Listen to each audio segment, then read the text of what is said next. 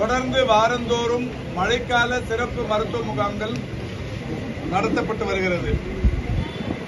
ஒவ்வொரு வடகிழக்கு பருவமழையின் போதும் மழைக்கால நோய்களான டெங்கு, இன்ஃபுளுன்சா, டைபாய்டு காய்ச்சல், டயரியா, சேற்றுப்புண் போன்ற பல்வேறு உபாதைகளிலிருந்தும் நோய்களிலிருந்தும் மக்களை காப்பதற்கு மாண்புமிகு தமிழ்நாட்டின் முதலமைச்சர் அவர்கள் தொடர்ந்து ஏராளமான துரித நடவடிக்கைகளை மேற்கொண்டு வருகிறார்கள்.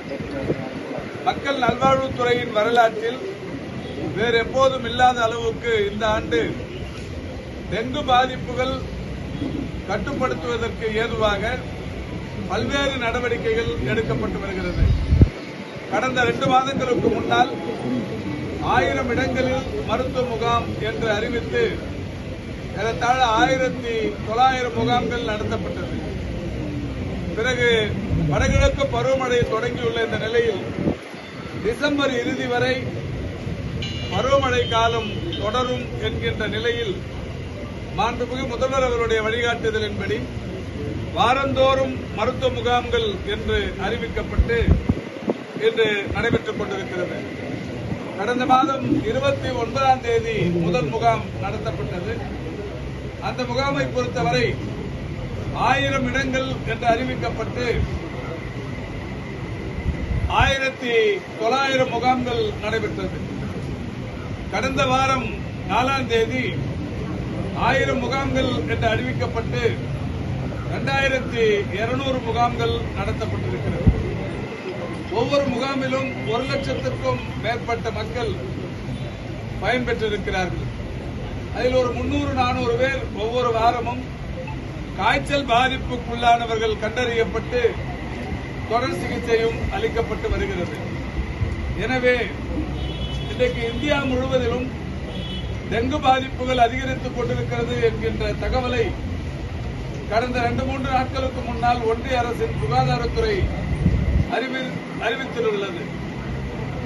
இந்த அறிவிப்புக்கு வருவதற்கு முன்னாலேயே தமிழ்நாடு அரசை பொறுத்தவரை தொடர்ந்து 10 முகாம்கள் நடத்தப்பட்டு நடவடிக்கைகள் எடுக்கப்பட்டு வருகிறது. இந்தியாவிலேயே வடகிழக்கு பருவமழைக்கு வாரந்தோறும் மருத்துவ முகாம்கள் 10 தொடர் முகாம்கள் என்று அறிவிக்கப்பட்டு நடைபெற்றுக் கொண்டிருப்பது தமிழ்நாட்டில்தான்.